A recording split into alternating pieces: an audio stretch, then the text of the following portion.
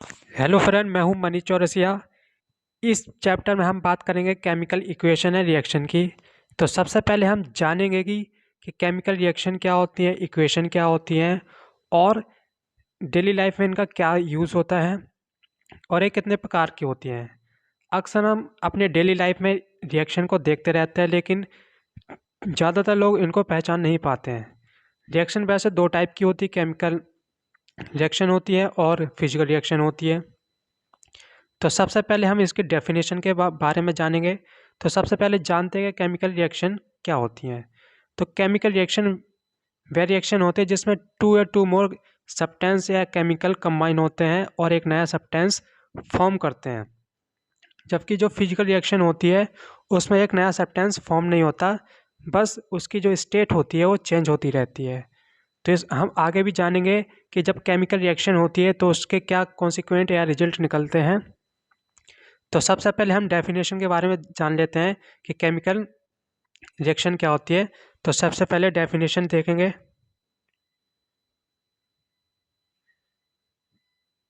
इन reaction two और two मोर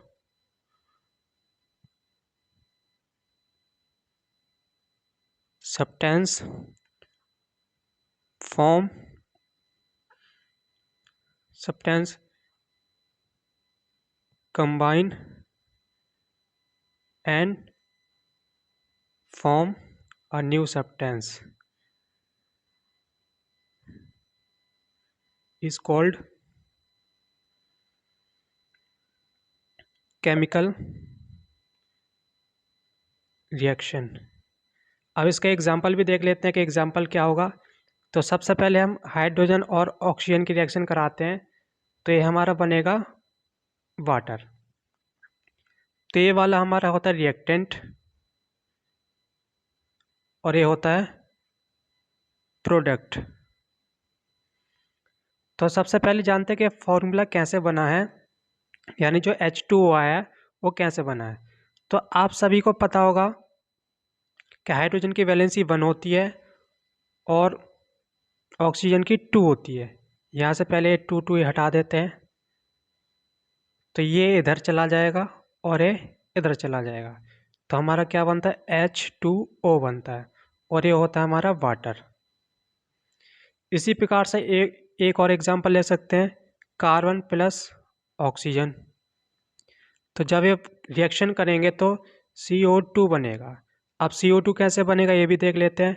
तो carbon और ऑक्सीजन को लिया, ऑक्सीजन की वैलेंसी 2, कार्बन की 4, इससे एक कट सकते हैं तो 2 और 1 आ गया, 2 इधर चला जाएगा, 1 इधर चला जाएगा। तो हमारा जो फॉर्मूला बनता है CO2 बनता है। तो ये सब बातें आपने 9th क्लास में भी पढ़ी होंगी और वही यहाँ पे अप्लाई हुई हैं। तो आशा करता हूँ कि आप लोगों को ये समझ में आया होगा कि फॉर्मूले कैसे बने हैं। तो सबसे पहले हमने डेफिनेशन देखी केमिकल रिएक्शन की, कि ऐसी रिएक्शन जिसमें 2 या 2 मोर केमिकल कंबाइन होते हैं और एक नया सब्सटेंस फॉर्म करते हैं उसको हम बोलते हैं केमिकल रिएक्शन। तो आइए अब हम बात करते हैं फिजिकल रिएक्शन की।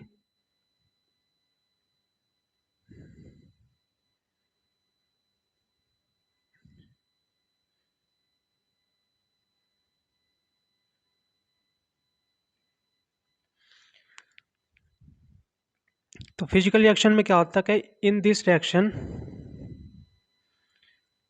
New substance is not form. Example भी ले सकते हैं, आइस टू वाटर। जब आइस को हम हॉट वार्म करते हैं या हीट करते हैं तो चेंज हो जाती है लिक्विड में, यानी वाटर में चेंज हो जाती है। लेकिन उसकी जो प्रॉपर्टी होती है ना वो सेम रहती है, उसमें कोई डिफरेंस नहीं होता है, इसलिए हम उसको बोलते हैं फिजिकल रिएक्शन। तो ऐसे ही हम बात करते हैं डेली लाइफ में और कौन कौन सी होती हैं, जो हमारे चैप्टर में भी दे रखी है फर्स्ट में। तो पहला डाइजेशन। क्या डाइजेशन एक फिजिकल रिएक्शन है, केमिकल रिएक्शन है? तो हम ये यहाँ पर लिखेंगे केमिकल रिएक्शन। अब केमिकल रिएक्शन क्यों? क्योंकि इससे नया सब्सटेंस फॉर्म होता है। क्योंकि जो हम फूड लेते हैं वो कार्बोहाइड्रेट होता है, कार्बोहाइड्रेट चेंज हो जाता है ग्लूकोज में, और उसके बाद उस समय मिलती है एनर्जी। तो इसलिए ये केमिकल रिएक्शन होती है कि इससे एक्सोथर्मिक रिएक्शन भी इसको बोल सकते हैं, क्योंकि इससे एनर्जी भी रिलीज होती है। अब कर्ड टू मिल्क, आगे कौन सी रिएक्शन होगी? तो यहाँ पे हम लिखेंगे ये भी केमिकल रिएक्शन ही है, क्योंकि इससे एक नया सब्सटेंस फॉर्म होता है। क्योंकि यहाँ पे एक जो बैक्टीरिया होता है लैक्टोबैसिलस, वो यहाँ पे क्या करता है कि जो मिल्क होता है, सॉरी यहाँ पे लिखना था मिल्क टू कर्ड। तो लैक्टोबैसिलस जो बैक्टीरिया होता है वो मिल्क को कर्ड में चेंज कर देता है, जिससे उसकी जो प्रॉपर्टी है वो चेंज हो जाती है, और जो हमारा मिल्क यानी जो कर्ड होता है वो एसिड होता है। रस्टिंग इन आयरन भी एक केमिकल रिएक्शन है, क्योंकि इसमें क्या होता है कि जो आयरन होता है ऑक्सीजन के साथ रिएक्शन करता है और आयरन ऑक्साइड बना लेता है, तो इसलिए ये भी क्या है, केमिकल रिएक्शन होती है। अब जानते हैं कि जो मैग्नीशियम होता है, जब इसको हम जलाते हैं यानी बर्न करते हैं, तो इस उसको साफ करना क्यों ज़रूरी होता है, यानी जो मैग्नीशियम रिबन होता है उसको साफ करना क्यों ज़रूरी होता है? तो जो मैग्नीशियम होता है उसके ऊपर ऑक्साइड की लेयर चढ़ जाती है, यानी जो मैग्नीशियम होता है उस पर ऑक्सीजन की लेयर चढ़ जाती है, यानी ऑक्साइड बन जाता हो। तो अगर उसको हम जलाते हैं तो उससे उसकी जो फ्लेम होगी उससे हमको हार्मनेस हो सकती है, इसलिए हम उसको साफ करते हैं। तो जो मैग्नीशियम होता है को जो सैंड पेपर होता है हमारा, उससे हम उसको साफ करते हैं,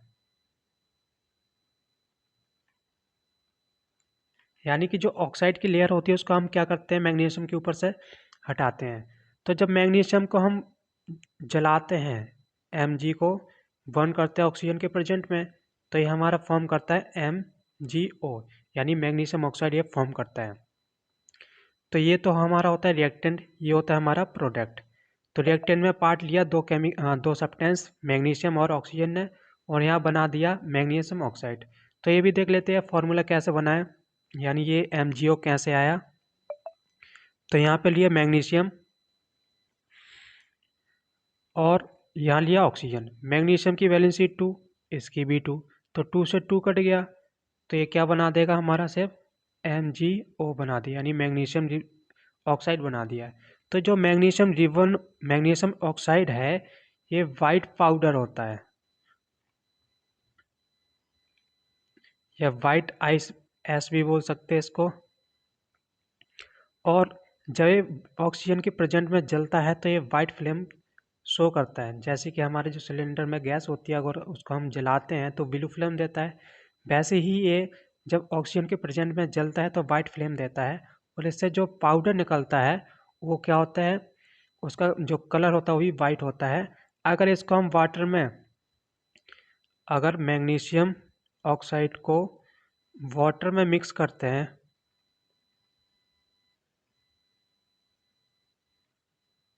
तो ये इनसॉल्युबल होता है, और इसी को हम क्या बोलते हैं, वाइट प्रेसिपिटेट बोलते हैं। वैसे प्रेसिपिटेट रिएक्शन वो रिएक्शन होती है जिसमें जो सब्सटेंस होता है वो सॉल्युबल नहीं होता वाटर में, इसलिए हम उसको प्रेसिपिटेट रिएक्शन बोल देते हैं या सब्सटेंस बोल देते हैं। तो यहाँ पे जो प्रेसिपिटेट सब्सटेंस है वो हमारा मैग्नीशियम ऑक्साइड है, क्योंकि ये वाटर में सॉल्युबल नहीं होता है, इसलिए हम क्या बोलते हैं, वाइट प्रेसिपिटेट बोलते हैं। अब हम जान लेते हैं कि रिएक्शन कितने टाइप्स की होती हैं, या फिर कैरेक्टरिस्टिक्स ऑफ केमिकल रिएक्शन क्या होती हैं। तो हम बात करते हैं कैरेक्टरिस्टिक्स ऑफ केमिकल रिएक्शन की। तो फर्स्ट होता है इवॉल्व ऑफ गैस। तो सबसे पहले क्या होता है, गैस इसमें इवॉल्व होती है, मतलब ऐसी कई सारी रिएक्शन है जिसमें गैस इवॉल्व होती है। और ये सब हम बातें आगे करेंगे कि डिस्प्लेसमेंट रिएक्शन जब होती है तो उसमें गैस भी इवॉल्व होती है, या डबल डिस्प्लेसमेंट होती है तो उसमें भी। तो ये सब बातें हम डिस्कस करेंगे। उसके बाद चेंज इन टेम्परेचर, जब रिएक्शन होती है तो कभी कभी जो सब्सटेंस होता है उसमें क्या होता है कि टेम्परेचर चेंज हो जाता है, यानी एकदम से टेम्परेचर चेंज हो जाता है जब रिएक्शन होती है। चेंज इन कलर, कई सारी रिएक्शन होती है जिसमें कलर भी क्या होता है, चेंज हो जाता है। अभी हमने जैसे मैग्नीशियम प्लस ऑक्सीजन की रिएक्शन कराई थी तो क्या बना था, हमारा MgO बना था। और ये जो MgO है इसका जो कलर होता है वो वाइट होता है। तो ये किस में आ जाएगा, चेंज इन कलर रिएक्शन में आ जाएगा। जब रिएक्शन होती है तो कलर में भी क्या होता है, चेंज हो जाता है। और इसके बाद हम लिखेंगे चेंज इन स्टेट, यानी जब रिएक्शन होती है तो कई सारे जो सब्सटेंस होते हैं उनकी स्टेट भी चेंज हो जाती है। जो लिक्विड होते हैं सॉलिड हो जाते हैं, या सॉलिड होते हैं और लिक्विड में चेंज या गैस में चेंज हो जाते हैं। तो यहाँ पे जो पाउडर बना है ये कैसा हमारा सॉलिड की फॉर्म में आएगा, इसलिए वाटर में सॉल्युबल नहीं हो पाता। तो ये किस में आ जाएगा, हमारा चेंज इन स्टेट में आ जाएगा। इससे पहले हमने मैग्नीशियम लिया था और ऑक्सीजन लिया था। तो जो हमारा पाउडर बना वो हमारा क्या है, MgO है, जो कि क्या है, सॉलिड है, इसलिए वाटर में सॉल्युबल नहीं हो सकता। इसलिए हम इसको बाइट प्रेसिपिटेट या प्रेसिपिटेट रिएक्शन कहते हैं। तो सबसे पहले टाइप्स ऑफ रिएक्शन कितनी होती हैं। तो वैसे तो फर्स्ट को हम देखते हैं तो उसको कॉम्बिनेशन रिएक्शन बोलते हैं, कॉम्बिनेशन। सेकंड डीकॉम्बिनेशन या डीकम्पोजिशन भी इसको हम बोलते हैं।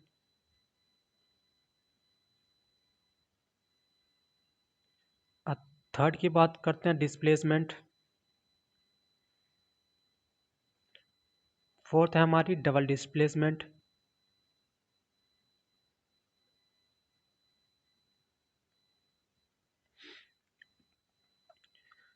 अब फिफ्थ की भी बात कर लेते हैं, ऑक्सीडेशन, रिडक्शन। सिक्स में हम बात कर लेते हैं एक्सोथर्मिक। और सेवन की बात करते हैं एंडोथर्मिक। ये टाइप्स ऑफ रिएक्शन है, यानी हमारी रिएक्शन कितने टाइप्स की होती हैं। तो सबसे पहले आता है कॉम्बिनेशन रिएक्शन, दूसरा आता है decomposition, displacement, double displacement, oxidation, और इसी में रिडक्शन को भी काउंट करते हैं। और एक्सोथर्मिक, एंडोथर्मिक। ये एंडोथर्मिक और एक्सोथर्मिक कुछ लोगों को इसमें अंतर नहीं पता होता, तो इसको बता देते हैं। एक्सोथर्मिक रिएक्शन वो होती है जिसमें एनर्जी रिलीज होती है, और एंडोथर्मिक रिएक्शन वो होती है जिसमें हमें एनर्जी देनी पड़ती है। यानी ऐसी रिएक्शन जिसमें एनर्जी निकले उसको हम बोलते हैं एक्सोथर्मिक, और जिसमें रिएक्शन के लिए ही एनर्जी देनी पड़ती है उसको हम बोलते हैं एंडोथर्मिक। तो आगे एक एक करके हम इसको करते हैं। तो सबसे पहले हम बात करते हैं कॉम्बिनेशन रिएक्शन की। तो इसमें सबसे पहले डेफिनेशन ही देख लेते हैं, ये होती क्या है। टू टू और टू मोर सब्सटेंस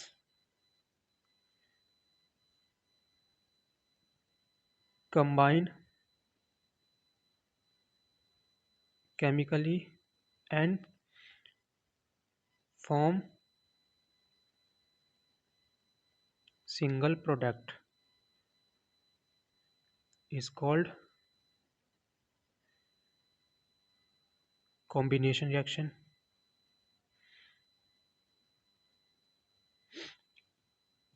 तो टू या टू मोर जो रिएक्टेंट होते हैं पार्टिसिपेट करते हैं और सिंगल प्रोडक्ट बनाते हैं तो उसको हम क्या बोलते हैं, कॉम्बिनेशन रिएक्शन बोलते हैं। तो एग्जांपल भी देख लेते हैं। हाइड्रोजन प्लस ऑक्सीजन यहाँ पे फॉर्म करेंगे H2O, ये हमारी क्या कॉम्बिनेशन रिएक्शन है। इसी तरीके से हम बात करते हैं कार्बन प्लस ऑक्सीजन, तो ये हमारे फॉर्म करेंगे क्या, CO2। ये दोनों ही हमारी क्या है, केमिकल रिएक्शन है, लेकिन उसमें भी कौन सी कॉम्बिनेशन रिएक्शन है। यहाँ पे क्या हो रहा है, दो रिएक्टेंट एक सिंगल प्रोडक्ट को बना रहे हैं, इसलिए हमारे क्या हो जाएगा, ये कॉम्बिनेशन रिएक्शन हो जाएगा। ऐसे ही अब बात करते हैं हम डिकम्पोजिशन पे।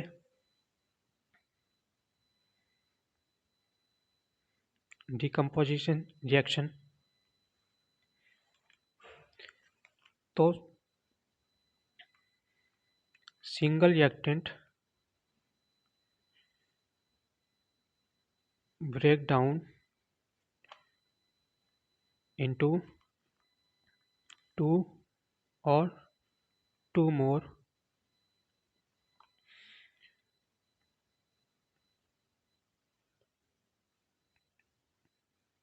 product is called decomposition reaction.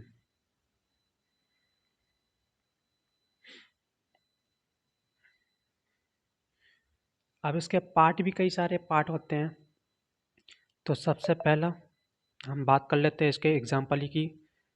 तो H2O, जब इसको हम हीट करते हैं तो हाइड्रोजन हमारा अलग हो जाता है और ऑक्सीजन अलग हो जाता है। हीट नहीं, यहाँ पे इलेक्ट्रिसिटी पास करते हैं। दूसरा हम बात कर लेते हैं ऑर्गेनो क्लोराइड। जब इसको सनलाइट में रखते हैं तो Ag और Cl ये अलग अलग हो जाते हैं।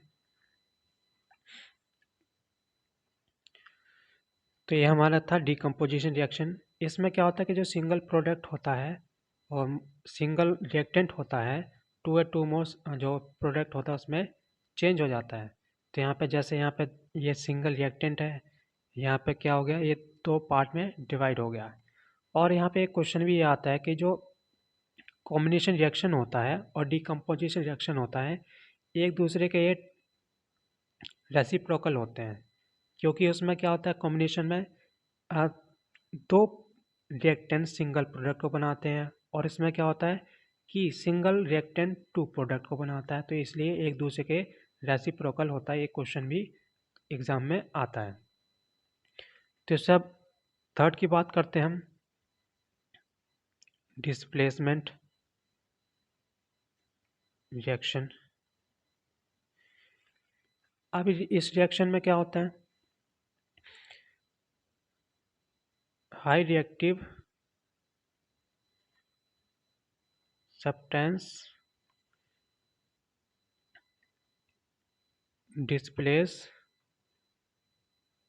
Less reactive substance. एग्जाम्पल ले लेते हैं। तो यहाँ पे HCl प्लस सोडियम लिया हमने। अब सोडियम क्या करेगा, हाइड्रोजन को डिस्प्लेस कर देगा, क्योंकि सोडियम ज़्यादा पावरफुल होता है जबकि हाइड्रोजन कम पावरफुल होता है। इसलिए ये क्या बना लेगा, NaCl प्लस का हाइड्रोजन। तो यहाँ पर गैस क्या हो रही है, इवॉल्व हो रही है। और ये जो हमारा बना ये सॉल्ट होता है, कॉमन सॉल्ट इसको हम बोलते हैं। ऐसी और भी रिएक्शन मतलब एग्जांपल ले सकते हैं, कॉपर ऑक्साइड प्लस का हाइड्रोजन। तो ये हाइड्रोजन ने कॉपर को हटा दिया है तो इसलिए वाटर बना दिया और कॉपर अलग हो गया।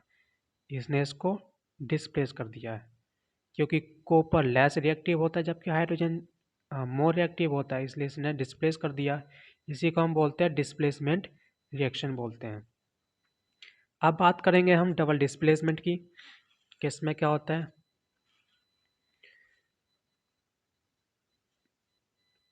Double displacement